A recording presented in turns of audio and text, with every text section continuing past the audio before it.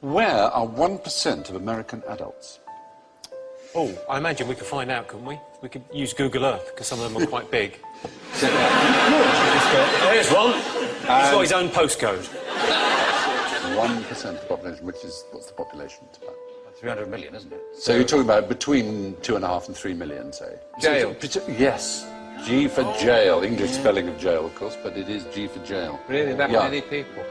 3 million people are locked up? Well, 2.3, which is 1 in every 99.1 adults. All of those guys there are innocent as well, because they all were arrested for having switchblades, but they've all only got one arm. Well spotted.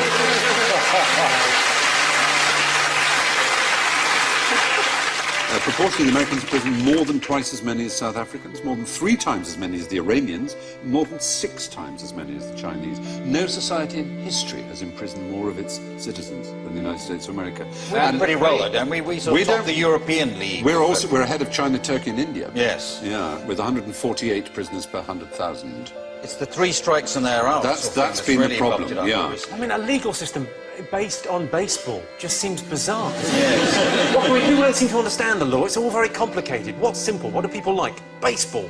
Right then. Here's the rule. 3 strikes and you're out, yeah. Mental. What it means is if the first 2 strikes, the first 2 crimes you're convicted of are serious enough, the third one, no matter how trivial, will get a life sentence, 25 years or more. So, for example, Leandro Andrade is serving 2 consecutive 25-year terms for shoplifting 9 videotapes. Or... He took 9? Yes. Kevin Webber, 26 years for stealing 4 chocolate chip cookies.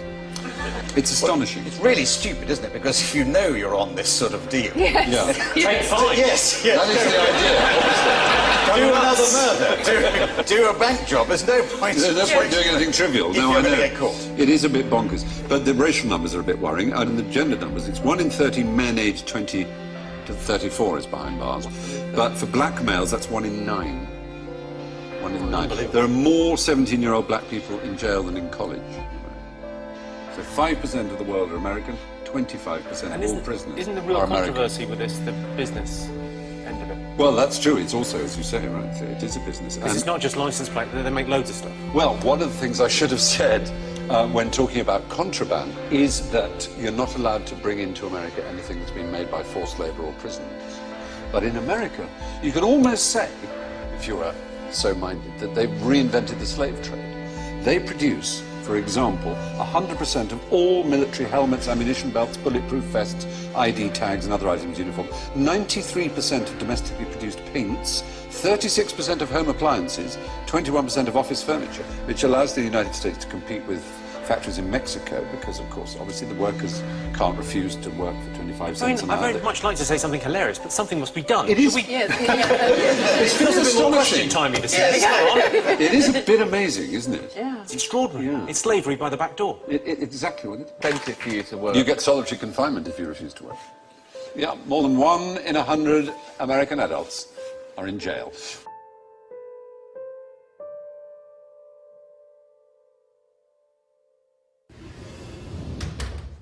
Have you heard this idea about the Robin Hood banker's tax? Yes. It's a sweet little idea, taxing the banks to help the poor, but I don't think it'll work. It's very complicated and would be very tough on the banking sector. Which has just been given billions of pounds of taxpayers' money to keep it going. Well, yeah, of course. And is still paying itself billions of pounds in bonuses. Yes. So the tax is a charge on all bank transactions that don't include members of the public. Bonds, derivatives, currency, speculative stuff. Is that right? Yeah, something like that. Very complex. So the bankers would give how much from each deal they do? 25%? Well, no, not that much. 10%? No. 5%? No, not 5. More or less? Slightly less. What, 1%? Not quite. Half of 1%? No. 1/10%? No. Half of that. They give around 0.05% of every deal. Yeah, that's about right. And sometimes it'd be even less. That doesn't sound like a lot to most people. No. I can see that. And how much would it raise to help people at home and abroad? Oh, a fair amount, I believe. Well, £1 million a year. No, More than that. 100 million pounds? More. 500 million pounds? Well, £1 billion? no, it's slightly more than that, I'm told. 10 billion pounds? More. 50 billion pounds? Yeah, that sounds about right. In fact, I believe it's likely to be more than 100 billion pounds. Could be double that. Could be more than double. Possibly. Right. So let me get this clear. A tiny tax on the banks could raise billions of pounds every year to help save lives in the poorest countries, fund crucial action against climate change around the world, and help avoid cuts to crucial public services in this country. Gosh. Well, yeah. That is about the, some of it. I don't know. Perhaps it's, quite a good idea.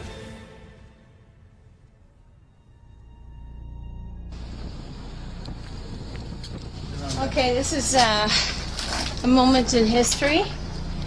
We are here with Sam Capilano and from the Squamish Nation in a red jacket, and we're placing what's called a permanent eviction notice to the courthouse.